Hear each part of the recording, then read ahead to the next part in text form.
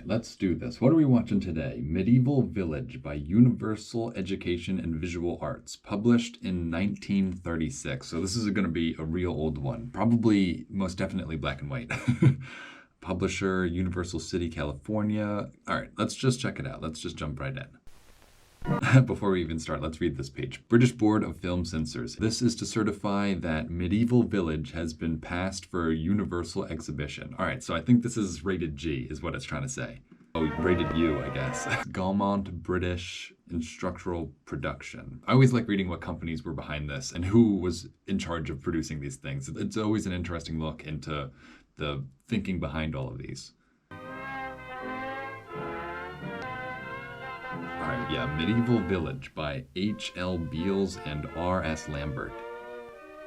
I feel like I should preface this by saying that as a kid, I loved the medieval aesthetic, I guess, or I loved knights, castles, all that sort of stuff. Lord of the Rings, obviously, and I think this is something that I would have loved to have watched even as a kid. Even this old-timey footage is still this would have made it feel more authentic.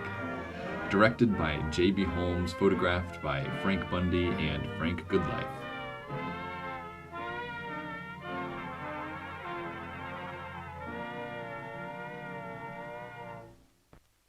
All right, already we can't see it perfectly, but in the corner it says Map of Nottinghamshire. I feel like that is the most medieval name I've ever heard. The central part of England has always been noted for independence of character. In the 17th century, the Pilgrim Fathers of Scrooby and Gainsborough prized liberty of conscience. That's funny that they're pilgrims, because as an American, we have a completely different association with pilgrims. I wonder if these pilgrims are at all related to the American pilgrims, or if it's just a similar phrase that was used back then. What are these names? Hang on. Doncaster. I feel like half of these British people will recognize, but is there still a little village called Scrooby? Does Scrooby still exist? Is there anyone watching from Scrooby right now? So dear that they left their homes to found a new state across the seas. There's still Robin. I love this old map though, because you can tell this is again just a camera pointed at a piece of paper, and it makes it feel it's ironic to say that it makes it feel so real, but in this day and age of animated maps, there is something to be said about having an actual piece of paper behind a camera. It makes it feel so much more storybook. And, already this is a lot of fun already. Hood preferred to become an outlaw in Sherwood Forest rather than submit to the tyranny of the nobles. Is this all real places, or is this a fantasy? I can't tell you. Between these two districts lies Laxton. There, from time immemorial, the farmers have clung stubbornly to the customs and methods which their forebears used centuries before Robin Hood, and have withstood the tide of economic change. Centuries before Robin Hood? Is this a Robin Hood? Am I getting hoodwinked right now into thinking is this an actual historical text rather than a movie about Robin Hood? It feels like it's just a documentary. It doesn't feel like it's a movie about Robin Hood. That would be hilarious if we get halfway through this and it just turns out to be an old episode of Robin Hood. I guess we'll see. A tide which has swept away others less stubborn. This was Laxton Castle once, a strong place guarded by ramparts from which the ground fell steeply away to the north. See, I feel like England looks exactly the same as it does in this image. When was this? 1936? I bet you could go to this hill and it looks exactly the same. There might be a new road, but that's it. In those days, the lords of the manor were great nobles, wardens of Sherwood Forest, and the friends of kings. I feel like English mythology or English history is so strange, because whenever I see visuals of England, it's just flat, featureless farmland, and you don't get this sense that there were tons of people everywhere, which I guess there must have been to have this rich of a medieval history. We just saw all these images of nothing land where this castle once was, and yet somehow there were enough people to, fill all these roles in society. Later, the castle decayed, and in what had been the courtyard, there rose a manor house. Again, I'm not really sure what we're talking about here still. Is this the medieval times, or are we talking about modern times now? This is definitely trying to be a reconstruction, right, of what was once here. This is an awesome looking house. It's a shame that it all It is gone now. You see it now, a few holes in the ground. From the courtyard you can see the village church, and there are parts of the church built about the same time as the castle standing today. These pillars and arches have endured while 7 centuries have ticked away into the half-forgotten past, where sleep the old lords of the manor. Oh, are these like gravestones or mausoleums or something? I didn't expect to see this inside of a church.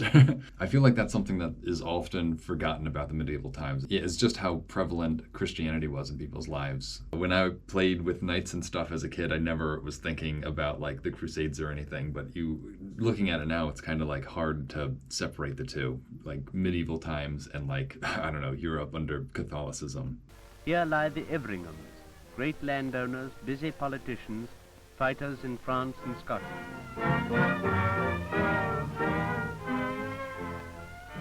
But they died out, and the manor passed to the family of Roos.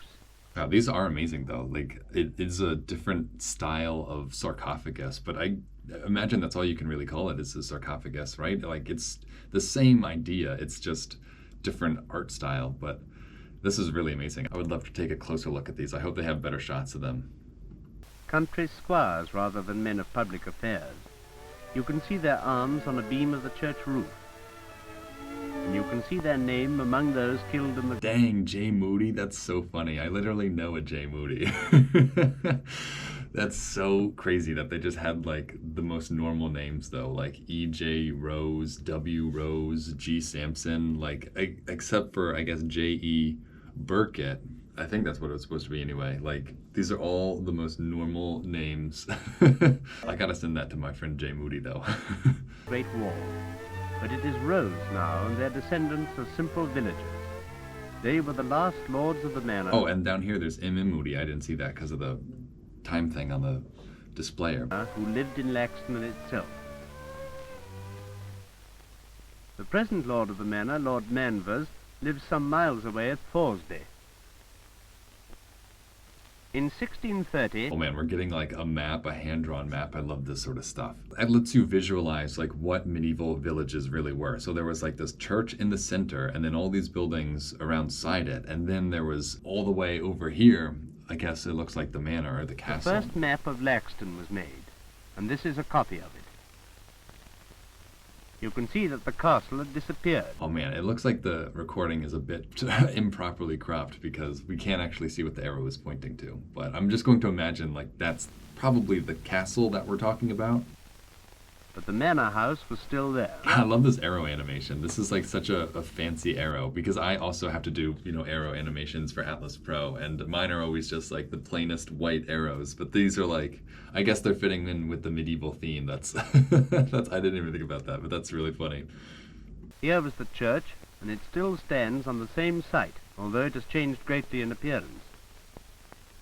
Wow, that is a big church. It's easily forgotten just how like large the church loomed over people's lives, metaphorically and literally, as this church is by far the biggest thing like anyone in this village had ever seen. Like, I can't imagine living in like a little hut and then looking up and seeing this like magnificent stone structure. It really must have, I don't know, caused a sense of awe in in the early peasants of this time. Even now, I mean, even in this modern age, I feel like seeing this church would be impressive.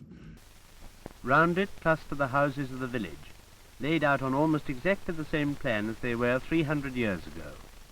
You can... There are just such old houses in these parts of the world. Like here in America, you don't get a house older than like 100 years.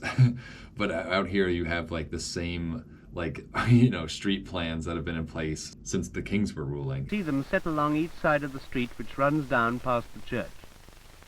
It also seems so idyllic. This number of houses, like this seems like such a happy little place. I know it was probably like miserable to a lot of degrees because, that's what life was like during the medieval times, but it also looks nice. It also looks like so quaint. I bet people did enjoy living like this, like the small, medium-sized hamlets. Probably pretty peaceful. And so they are today. Each house has farms. Like, yeah, I honestly feel like this doesn't even look all that different from what it looked like, 100 years ago or 1,000 years ago. Whenever the hell there were castles, probably like 500 to 1,000 years ago. Buildings round it with a piece of orchard and a small paddock or homestead. Here, for instance, the end of the house on the right, then the stockyard and rickyard with an orchard beyond, and further to the left the homestead, the field with one tree in it. So, in effect, each is a compact little farm with buildings and yards set close up against the house.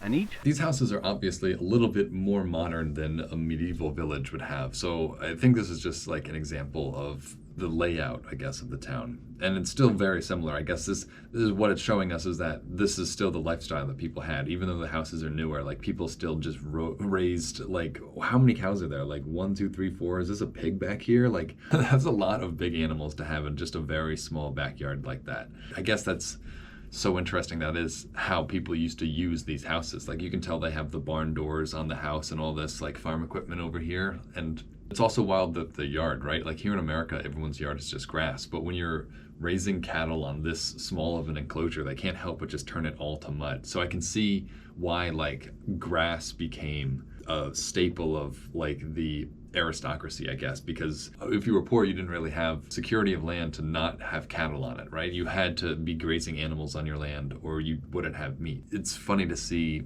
that displayed so well in this village. That's still not even a medieval village. It's just a regular old English village. Householder is a small farmer, holding his farm as tenant of the lord of the manor. Yeah, like if everyone's yard looked like this, I get why people would respect people who just had grass.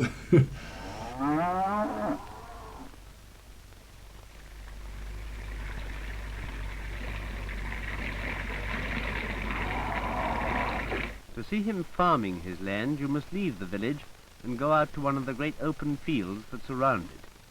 This is also, I feel like, something that I don't understand that well, but I feel like I always thought that the farmers would live on their land, but it's so interesting to see that they actually used to all live in the village and then they would commute to the farms like on the outskirts. That's just not how I thought it was done. I always thought of subsistence farming as being like little hovels on little plots of land and not like, well, I guess this is more feudalism. I never really thought of people maintaining land away from where they actually lived. These are large fields, each several hundred acres in extent, and they're not divided up by hedges like most fields one sees about the countryside.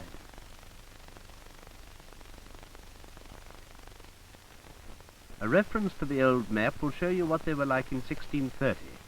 Here was the village. I'm really loving these maps. Doesn't this look like Brazil, though?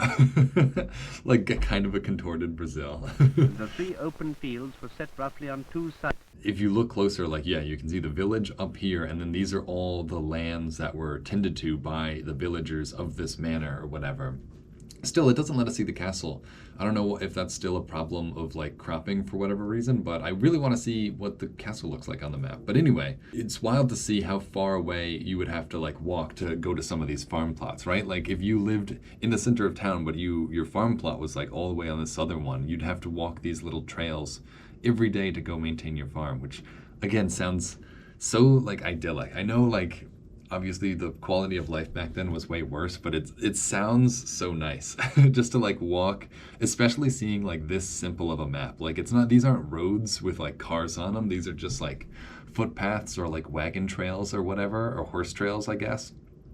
But it just seems like walking every day over this map to just like this little farm. I don't know, it feels so pleasant. Yeah, this is like major Stardew Valley vibes right here. To the south and west,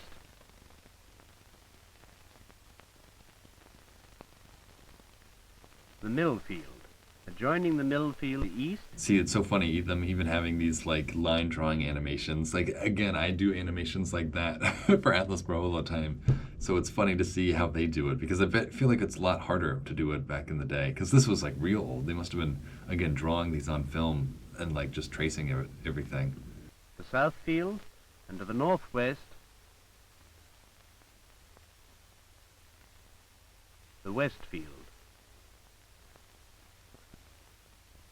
Since 1630... The editing is so slow on this, so I'm just going to take this opportunity to look at these. So it's broken up into at least 3 fields. So I imagine these fields were further subdivided into being, managed by individual peasants or whatever.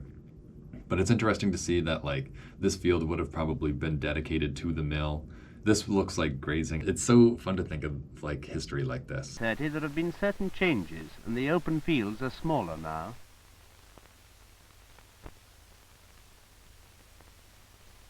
Moreover, the fields have been worked for time out of mind on the same system of crop rotation. One year the mill field will be sown with wheat, the chief crop, the south field will be bare fallow, and the west field will be sown with spring corn, oats, clover, peas, beans, and other spring crops. That's always also something that like you don't really think of as like the schedule of eating. Like these peasants would sow these fields with 3 different crops, and like that was the vast majority of all the calories and nutrition that they got. So whatever you were growing in these 3 fields was just like what you had to eat year round. Besides maybe summer when you dedicate some land to growing some other crops. But like this is really like what you have to grow to supply food for all these people. Which again, it's so fascinating to think that like that's what it was back in the day. Like this was a subsistence farm on like a village level. In the next year the fallow field will be sown with wheat, and the other 2 fields will change accordingly. This rotation goes on year by year, so that each field is fallow once in 3 years.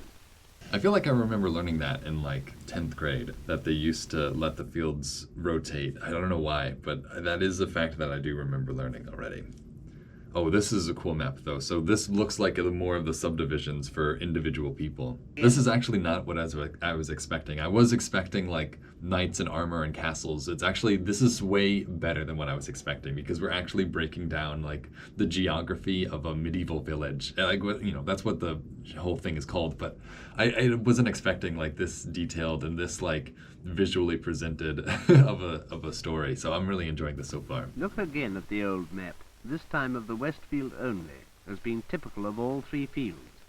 The field, as you see, was divided up into hundreds of strips, and each farm in the village carried with it a holding of land consisting of a number of these strips. These lines are every single little subdivision, and the farmer would either tend one of these or like several of them. But it's just wild to see how they cut up land. Everything was in long strips rather than like what you would imagine would be squares. And I can only imagine that's because of like animals and how you would plow things, right? It's just easier to just go in a straight line for longer than it is to make, you know, several turns back all the time. So I get why they were going for such straight plots of land. It's wild to see that this is how, like, I don't know, ancient manors were just subdivided, and like every little peasant had like a little slice of land that they had to maintain for the king. This is doing a really good job of illustrating that too.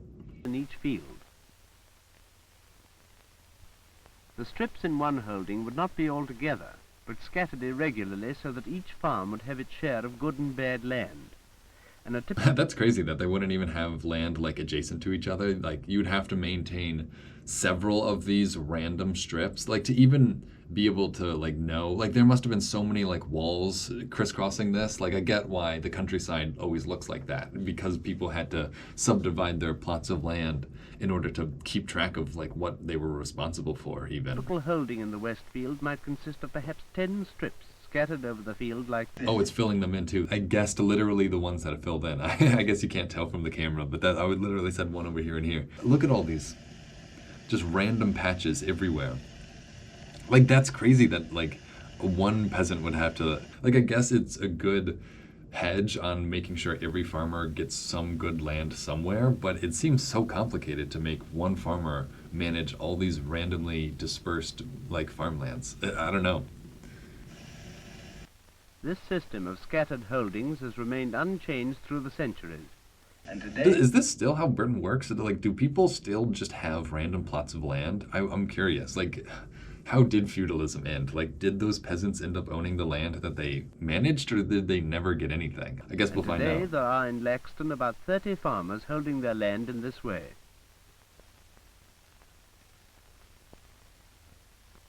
The autumn ploughing is the best time to get a good idea of the strips, for they are marked out by ploughing double. Yeah, see, this is what I was talking about. Like, this is why all the strips of land are longer rather than they are wide. It's just because it's easier to have these animals pull a big-ass plow like this.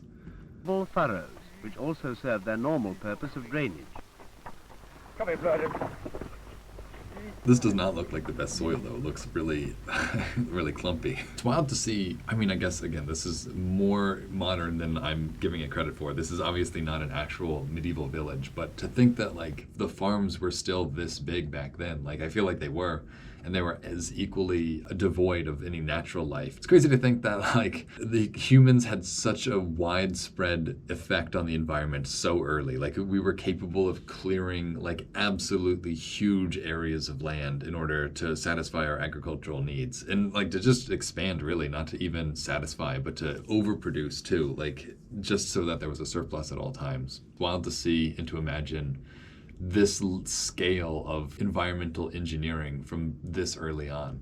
But then you see it and it's like, oh yeah, it makes sense, right? Like, all it really takes to destroy all this land is a guy with a horse and a plow, and you can just stir up all the soil and kill everything growing. It is wild how easy it is to also just destroy the environment.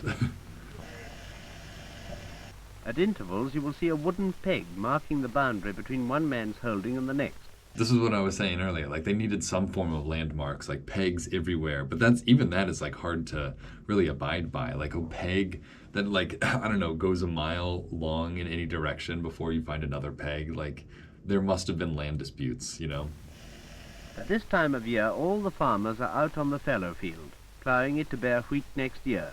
And you may see several of them next door to each other, each ploughing a bit of his own holding. It's wild how, like, organized feudalism was. You know, that's what I think I have the hardest time wrapping my head around. It's just how, like, all these people participated in this system that was, like, so complex and so almost convoluted and obviously, like, oppressive. I don't get why, but I guess I'm looking at it from a future perspective rather than, like, a past perspective. So maybe whatever system they had was just better than, like, roaming bands of barbarians before feudalism, but that this social structure and the social organization existed for so long. Like, just the manor and serf system is so... it seems like it shouldn't have survived as long as it did, I guess. And again at the harrowing and sowing a few weeks later. Dang, I like their seed spreading method. I've never seen that before, but that's a good look at an old an old farming technique of just, like, swirling their seeds. Just watch them, like, they look broadcast for sowing. Oh, of course, I always do that. Like, now, yeah, now he's the two-handed broadcasting of seeds. It is that the harrow follows along immediately behind the sower. It's funny to see how good people used to be at farming, too. Like, how all those skills used to be valued to the point where you would be really good at spreading seeds with two hands from a basket. I feel like that is also something that is preserved in old footage like this. If we look at the old map, we find them doing the same thing in 1630, and probably long before that. Like, there can't be anyone who spreads seeds by hand still, right? Like, I feel like nearly all agriculture is now mechanized, but I guess in, like, underdeveloped places, but there's not people doing this in Britain today, I don't think. I can't imagine people are still doing this by hand.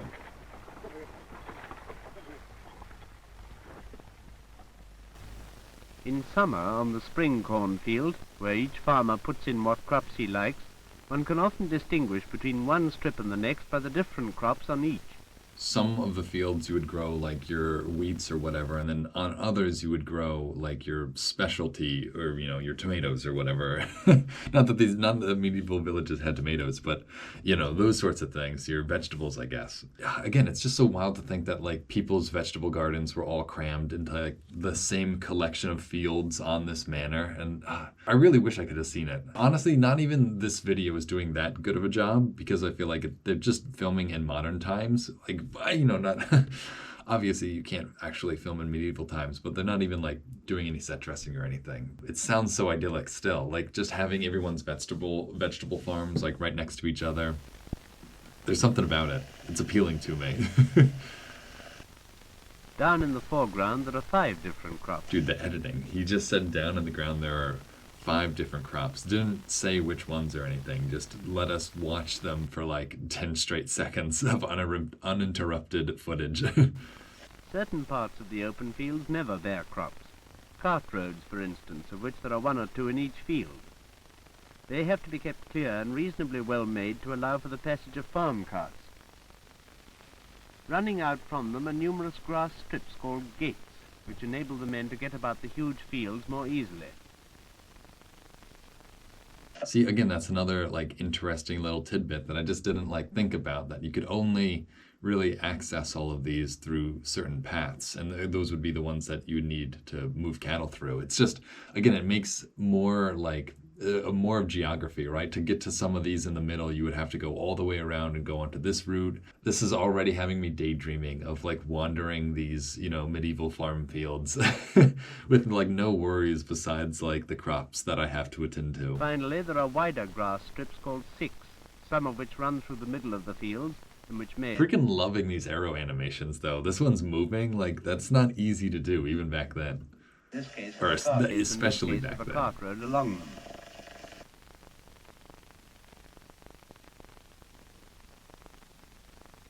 Others are at the edge.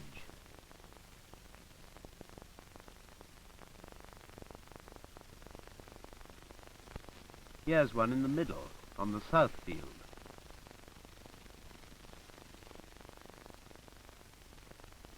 And another one at the edge, on the mill field. You will realize their importance later. But the most interesting feudal survival of all is the manorial court, or court leet. This is a meeting of the tenants, held once a year and presided over by the steward of the lord of the manor.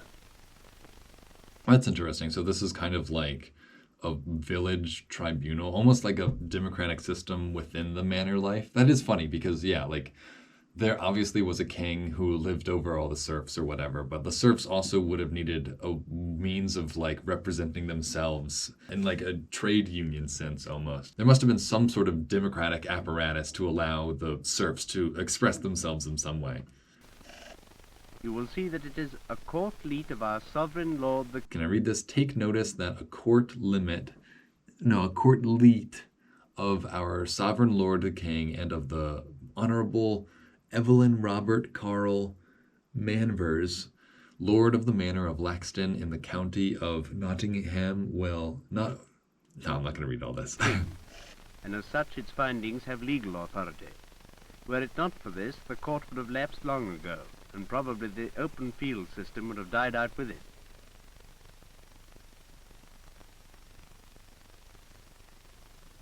The first duty of this court is to swear in a jury for the coming year, and the official name for this body is the homage.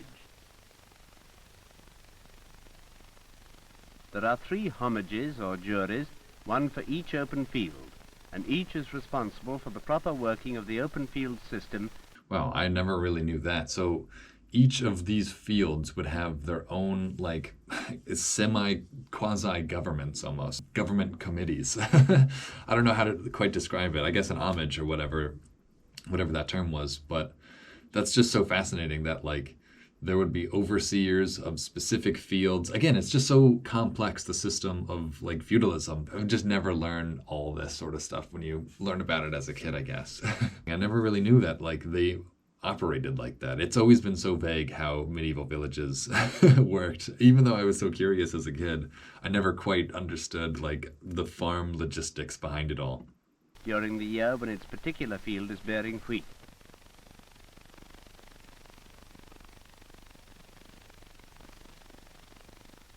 On the appointed day, usually soon after sowing, the jury will make the rounds of their field.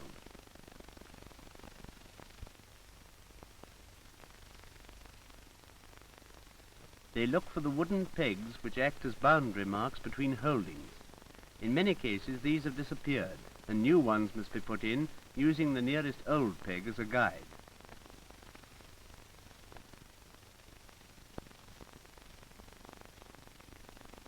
How do they know where the pegs ought to go in? Simply by custom and tradition. Juries have been pegging out Laxton fields for centuries, and each new juror inherits the traditional knowledge of his predecessors.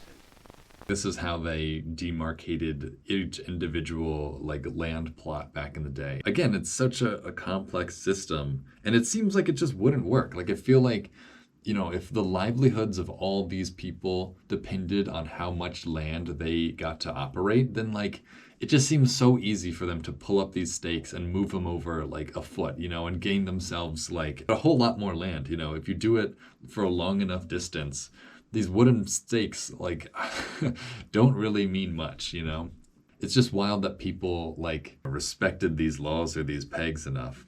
And I bet there obviously were cases where people did move that and so stuff. It's crazy to think that there's a whole system based on it though. Like that this operated for hundreds of years. Like honestly longer than the current system that's in place now.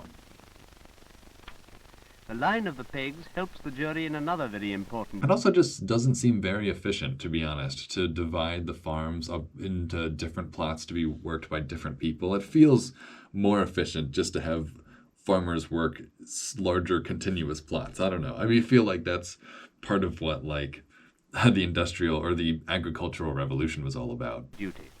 To see that no one ploughs onto the sicks and roads and to impose fines for any encroachment. Here's a report of the jury for the mill field, and you will see that it's made up entirely of fines for ploughing onto sicks and roads.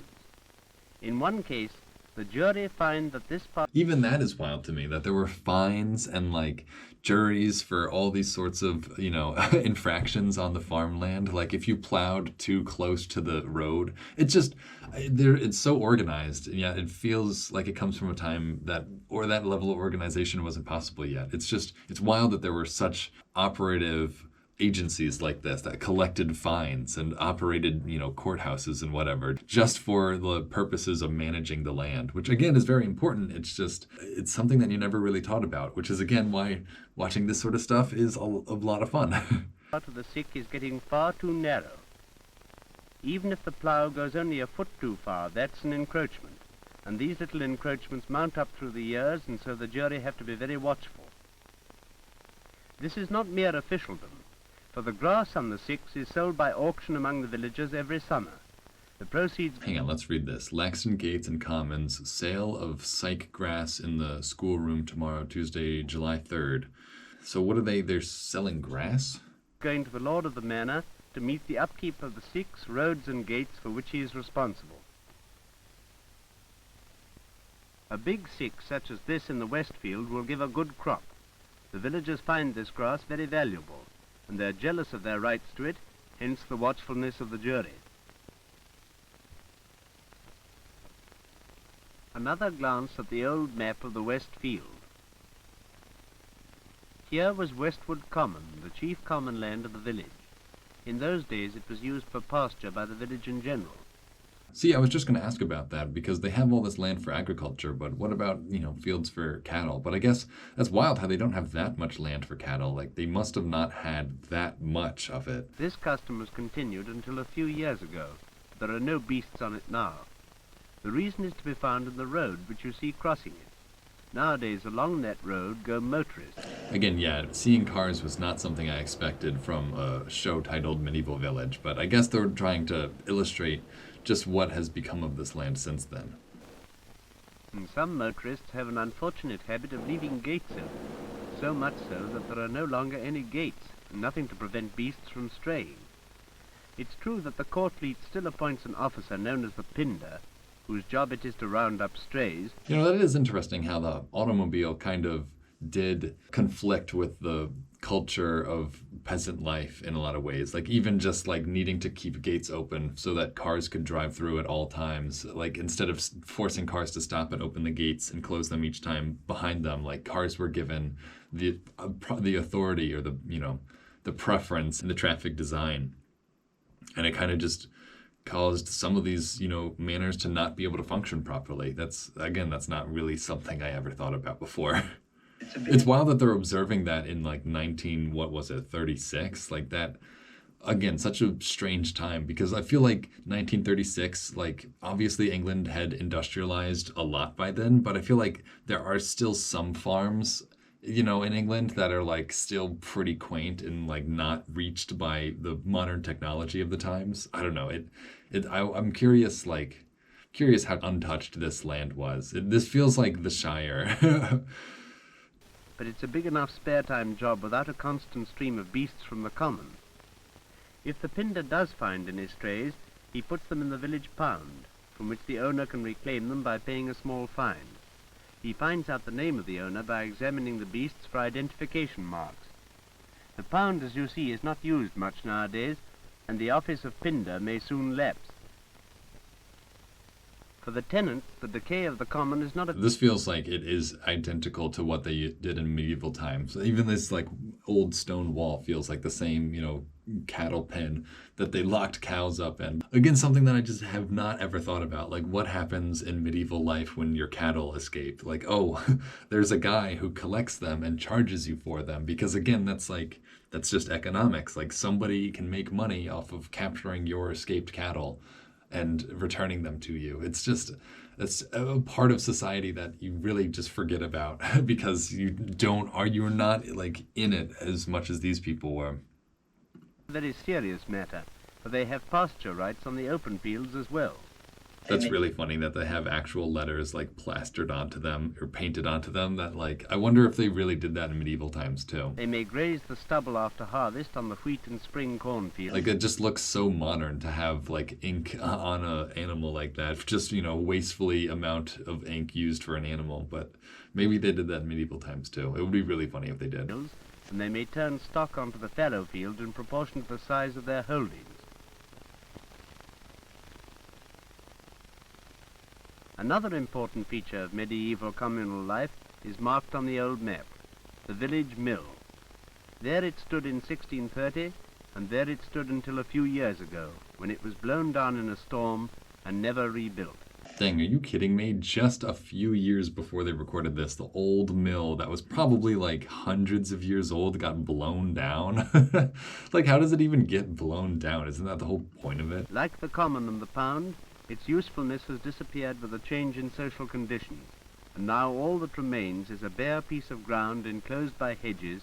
See, again, that's wild though, that like the mill used to be like the important industrial center of a lot of these manors, right? Like, that's where all the grain would be put to be ground into flour or whatever. Medieval times, like, the societies were formed around these like agricultural like inventions or machines, not even institutions, but just like this actual machine. The mill is what was like important to society back then. And then without that, with like bigger machines that didn't need the wind, like, you no longer needed like mills the same way. A dark patch in the golden wheat on the mill field. This then is Laxton as we can see it today. The castle where 2 English kings were entertained has disappeared. But the little farms remain.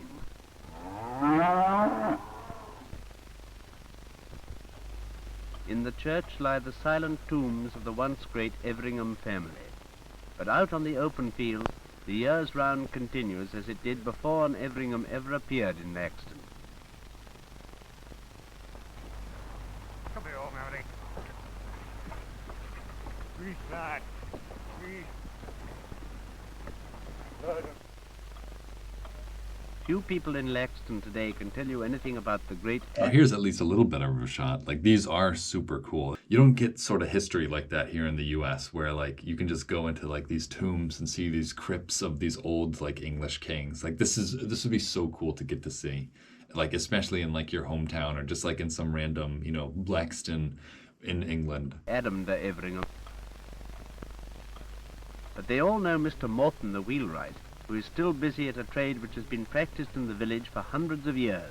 It's also just wild seeing like these old, craftsmen. Like, this guy, how old is he? Probably like 50, 60, and it's 1936, so he was probably born in like 1870 or something. Like, this man's life, I think about that with every single person we see, but like this, it's too much to imagine like the complexity of this man's life and all the things that he knows and all the knowledge he had that is like kind of just gone now. Like, whatever he's doing, they haven't even said what his job is yet. I can't tell what it is yet either, but I am willing to bet that they do not do that in England anymore.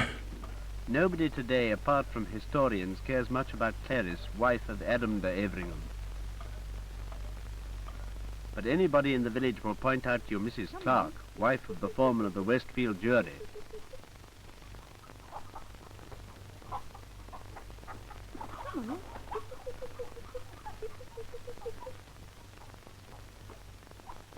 Today, Robin Hood is a legend and his forest a coalfield. In America, traces of... Hang on, so Robin Hood a legend and his forest a coal field? Is that what he said? I hope that's not true. It feels like it is too true. Oh, there's a Newark down here too? That's so funny. Was Robin Hood's forest like a real, actual forest? I feel like this is still tricking me. I don't know how much of this to trust. Like this city of Lincoln, that feels like it's real. I don't know. Lincoln and Newark though? What? Scrooby is still up here. Shout out to Scrooby still. Traces of the Pilgrim Fathers have been overlaid by waves of emigration and economic change. But on Laxton's west field, the wheat is ripe for the harvest. And the villagers are getting it in, each on his own strip.